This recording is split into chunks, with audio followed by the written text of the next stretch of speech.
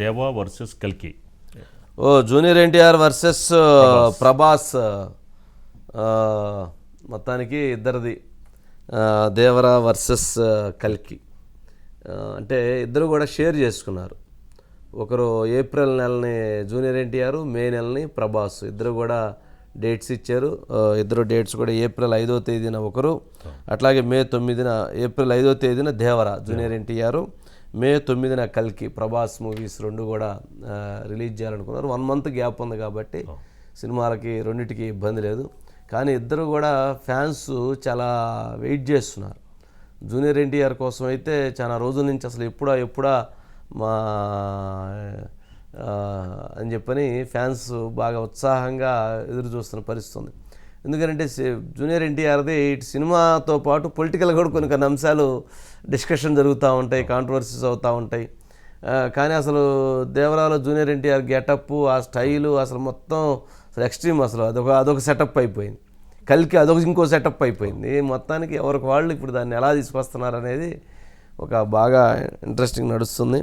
ఏమండి ఓంప్రకాష్ గారు? సార్ ఇక్కడ ఒక విశేషం ఉందండి. ఏంటంటే ఈ రోజునే కల్కి 2998 అనే ఏడి అనేటువంటి సినిమాది రిలీజ్ డేట్ అనౌన్స్ చేశారండి. కానీ నిజానికి అనుకున్న టైంలో అనుకున్నట్టుగా వర్క్ జరుగుంటే ఈ రోజున కల్కి రిలీజ్ అవ్వాల్సిందండి. ఫస్ట్ వాళ్ళు సినిమా రిలీజ్ డేట్ అనౌన్స్ చేసినప్పుడు 12వ తారీఖు జనవరి 2024 అని అనౌన్స్ చేశారు. సరే ఆ రోజున సినిమా తీసుకురావట్లేదు, పోస్ట్ పోన్ చేస్తా ఉన్నారు, వర్క్ చాలా పెండింగ్ ఉండిపోయింది. పైగానంటే ఫారిన్లో ఆ సినిమాకి సంబంధించిన గ్లిమ్స్ రిలీజ్ చేసిన తర్వాత విపరీతమైన క్రేజ్ వచ్చింది, అప్లాజ్ వచ్చింది. కాబట్టి దీన్ని ఏదో మనం జస్ట్ పాన్ ఇండియా మూవీగా కాదు, పాన్ వరల్డ్ మూవీగా వివిధ దేశాలలో ఇది ఆడాలి. ఎందుకంటే ఆ సబ్జెక్ట్ కూడా యూనివర్సల్ థాట్తో తీసినటువంటి ఒక సబ్జెక్ట్ కాబట్టి ఇంకా బిగ్గర్ దాన్ చేయాలి అన్న థాట్తో అశ్విని దత్ గారు రిలీజ్ డేట్ని పోస్ట్ పోన్ చేశారు. ఈ రోజు అనౌన్స్ చేశారు, మే 9వ తారీఖు రిలీజ్ చేస్తున్నారు. ఇంకొక చిత్రం ఏంటంటే అశ్విని దత్ గారి వైజయంతి మూవీస్ బ్యానర్కి మే 9కి చాలా గట్టి అవినాభావ సంబంధం ఉంది. జగదేక వీరుడు అతిలోక సుందరి మే 9 రిలీజ్ అయింది. మీకు తెలుసు ఆ సినిమా చిరంజీవి కెరియర్లోనే మంచి సూపర్ డూపర్ హిట్ అయిన సినిమా.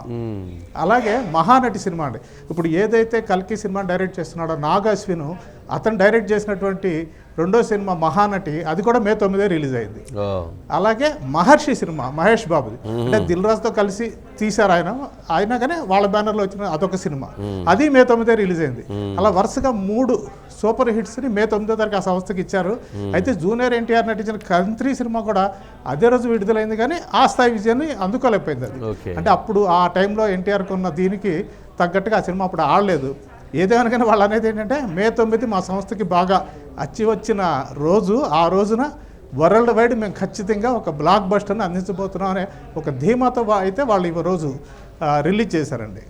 ఇక దేవర సినిమాకి వస్తే RRR తర్వాత అండి మనకు తెలుసు జూనియర్ ఎన్టీఆర్కి వరల్డ్ వైడ్గా ఒక గ్లోబల్ హీరోగా ఒక గొప్ప ఇమేజ్ వచ్చింది. ఆ తర్వాత ఎన్టీఆర్ సినిమా ఎప్పుడు అని ఎదురు చూస్తుంటే వాళ్ళు ఏప్రిల్ 5వ తారీఖు దానికి లాక్ చేశారు. ఆ రకంగా కల్కి పార్ట్ 1 అలాగే దేవరా పార్ట్ 1 ఈ రెండు కూడా దాదాపుగా ఒక 4 రోజులు తేడా. మొత్తానికి ఈ సమ్మర్లో జనం ముందుకు రాబోతున్నాయండి. ఆ రకంగా ఫ్యాన్స్కి, ఎన్టీఆర్ ఫ్యాన్స్ అటు ప్రభాస్ ఫ్యాన్స్కి కూడాను ఖచ్చితంగా సమ్మర్ ఒక జోష్ని ఇవ్వబోతుందని అనుకోవచ్చండి. అంటే రెండు కూడా పెద్ద ప్రాజెక్ట్స్ కదా, రెండు కూడా పాన్ ఇండియా మూవీస్. అంటే ఏంటి అంటే దాదాపు ఏంటి స్టోరీ కాన్సెప్ట్ లేని రెండు డిఫరెంట్ అండి, రెండింటికి దగ్గరగా ఉన్నాయి. అంటే ఒకటి ఉందండి, దేవర అంటే మనకి ఇద్దరికి ఉండేదండి, అంటే మిస్ వరల్డ్ పోటీలు, మిస్ యూనివర్స్ పోటీలు అని. అలాగా దేవర మిస్ వరల్డ్ సినిమా అనుకోవచ్చు అండి. అంటే మిస్ వరల్డ్ అంటే ఇన్ ది సెన్స్ వరల్డ్ని దృష్టిలో పెట్టి తీసుకున్న సినిమా వచ్చింది. ఎందుకంటే అది పాన్ ఇండియా లెవెల్లో భారీగా తీసుకున్నారు. దానికి తగ్గట్టుగా హోంవర్క్ కొరటాల శివ చాలా గట్టిగా చేశారు. ఎందుకంటే దానికి అంతకుముందు ఆయన తీసిన ఆచార్య సినిమా అప్ టు ద మార్క్ ఆడకపోయేసరికి ఆయనలో కూడా కసి పెరిగింది. పైగా రెండోది ఏంటంటే ఎన్టీఆర్ కొరటాల శివ అనేది సక్సెస్ఫుల్ కాంబినేషన్ కాబట్టి ఆ సక్సెస్ఫుల్ కాంబినేషన్ నేను నిరూపించుకోవాలి. మళ్ళీ ఆచార్యతో వచ్చినటువంటి ఏదైతే బ్లాక్ మార్క్ పడిందో దాన్ని తుడిచిపెట్టాలి అనేది బాగా ఖచ్చితంగా ఉన్నారు ఆయన. ఒక రకంగా ఎన్టీఆర్ గారి సొంత సినిమా లాంటిదండి. ఎందుకంటే కళ్యాణ్ రామ్ కూడా ఆ సినిమాలో వన్ ఆఫ్ ద ప్రొడ్యూసర్గా ఉన్నారు. కాబట్టి ఆ సినిమా అలా అనుకుంటే అసలు ఇది యూనివర్సల్ థాట్తో తీసిన సినిమా అండి. అంటే అప్పటి డైరెక్టర్ సింగీతం శ్రీనివాసరావు గారు వీళ్ళందరూ కలిసి కూర్చుని కల్కి సినిమాకి కథని రూపొందించారు. దానికి తగ్గట్టుగా అంటే ఒక హాలీవుడ్ మూవీ ఎలా తీయాలి, ఎంత ఖర్చైనా పర్లేదు. అశ్విని దత్ గారు కూడా వాళ్ళిద్దరు పిల్లలు అంటే ఆడపిల్లలు ఇద్దరు కూడా, ముగ్గురు ఆడపిల్లలైనా కానీ ఇద్దరు సినిమా రంగంలోనే ఉన్నారు వాళ్ళ ప్రొడ్యూసర్స్. వాళ్ళందరూ ఒక టీమ్గా కూర్చొని నాగాశ్విన్ కూడా బయటవాడు కాదు, వాళ్ళ అల్లుడే. కాబట్టి వీళ్ళందరూ కూర్చొని దాన్ని కూడా ఒక అత్యద్భుతమైన, ఎందుకంటే 50 సంవత్సరాలు పూర్తయింది ఆ బ్యానర్ పెట్టి, కాబట్టి మన బ్యానర్ ప్రతిష్ట నిర్మడింప చేసేలాగా ఆ సినిమా తీయాలనుకున్నారు. లక్కీ ఏంటంటేనండి సలార్ సినిమా సక్సెస్ అవడం అండి. లేదంటే ముందు వరుసగా ఫ్లాపులు వస్తే ఫ్యాన్స్ కూడా డిసప్పాయింట్ అవుతారు, ఈ సినిమా అవుతుందనే ఒక నిరాశతో ఉంటారు. అలా కాకుండా ఒక పాజిటివ్ నోట్ లాగా ముందు వచ్చిన సలారు మంచి హిట్ అవడంతో ఆ హిట్ ప్రభావము ఖచ్చితంగా కల్కి మీద కూడా పడుతుంది.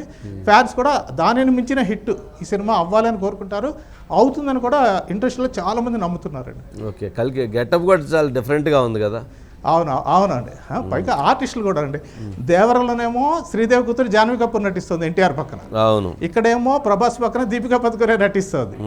అందులో కూడా హిందీ విలన్ చేస్తున్నాడు, ఇందులోనేమో అమితాబ్ బచ్చన్ కమల్ హాసన్ చేస్తున్నారు. కాబట్టి ఆ రకంగా అంటే పాన్ ఇండియా సినిమాలు అయినా కానీ రెండు కూడా ఆర్టిస్టుల పరంగా కూడా మంచి క్రీమీ పీపుల్ని తీసుకొచ్చి అందులో పెట్టారండి. ఓకే అండి ఓం ప్రకాష్ గారు, మరి చూద్దాం మరి ఎలా ఉంటుంది. Thank you.